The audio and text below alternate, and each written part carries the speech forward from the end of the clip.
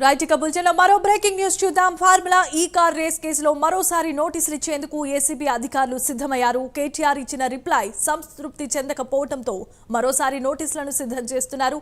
Legal టీంను ఎట్టి పరిస్థితిలోనూ అనుమతించేదే లేదని కేటీఆర్ కు అధికారులు వివరించనున్నారు. మరోసారి లీగల్ టీం లేకుండానే విచారణకు రావాల్సిందిగా నోటీసుల్లో తెలుపనున్నారు. ఇవాళ లీగల్ టీంను అనుమతించకపోవడంతో కేటీఆర్ విచారణకు హాజరు కాకుండానే వెనుదిరిగారు. ఇక ఇదే అంశానికి సంబంధించి మరిన్ని అప్డేట్స్ మా కరెస్పాండెంట్ కుమార్ అందిస్తారు. కుమార్, చెప్పండి.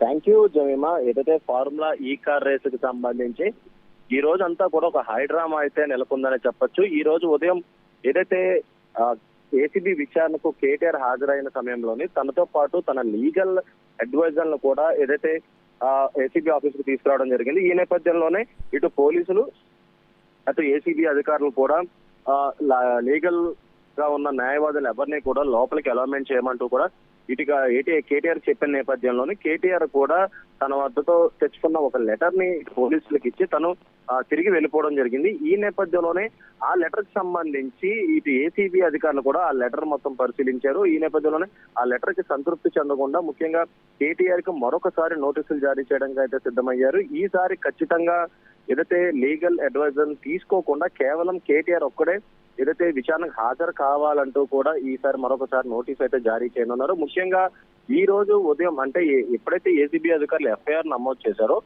మొదటిసారిగా కేటీఆర్ కి ఏదైతే ఏసీబీ విచారణకు హాజరు కావాలంటూ కూడా నోటీసులు జారీ చేశారు.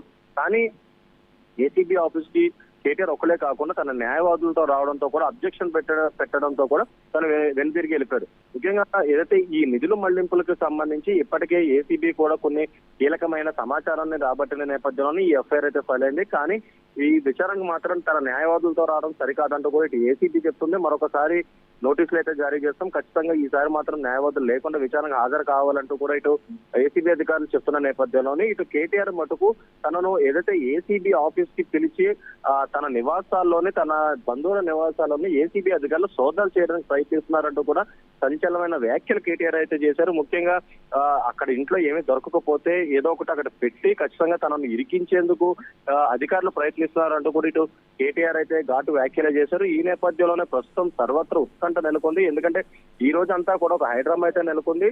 ముఖ్యంగా ఏదైతే ఏసీబీ అధికారులు మరొకసారి ఇప్పుడు నోటీసులు జారీ చేస్తారు. ఒకవేళ ఈసారి కూడా ఈ నోటీసులు కనుక న్యాయవాదులతో వస్తే మాత్రం కఠిన చర్యలు తప్పంటూ కూడా ఇటు ఏసీబీ అధికారులు కూడా హెచ్చరిస్తున్నారు. ఎందుకంటే హైకోర్టులోని ఇప్పటికే తీర్పు రిజర్వ్ ఉన్న నేపథ్యంలోని కేవలం ఎంక్వైరీకి మాత్రమే కేటీఆర్ ని పిలుస్తున్న నేపథ్యంలోనే ఇటు న్యాయవాదులు రావాల్సిన అవసరం లేదంటూ కూడా ఇటు ఇది ఏసీబీ అధికారులు అయితే చెప్తున్నారు. కానీ మరొక పక్క కేటీఆర్ మాత్రం తనకు రాజ్యాంగం కల్పించిన హక్కు బట్టి ఏదైతే న్యాయవాదులు తనతో పాటు ఉంటారని న్యాయవాదుల మధ్యనే తన విచారణ కొనసాగించాలంటూ కూడా ఇటు కేటీఆర్ పట్టుబడుతున్న అయితే ప్రస్తుతం మనకైతే తెలుస్తుంది. ప్రస్తుతం ఏదైతే న్యాయవాదులు రాకుండా విచారణకు హాజరయ్యే విధంగా ప్రస్తుతం మరొకసారి ఏసీబీ అధికారులు అయితే నోటీస్ అయితే జారీ చేయనున్నారు.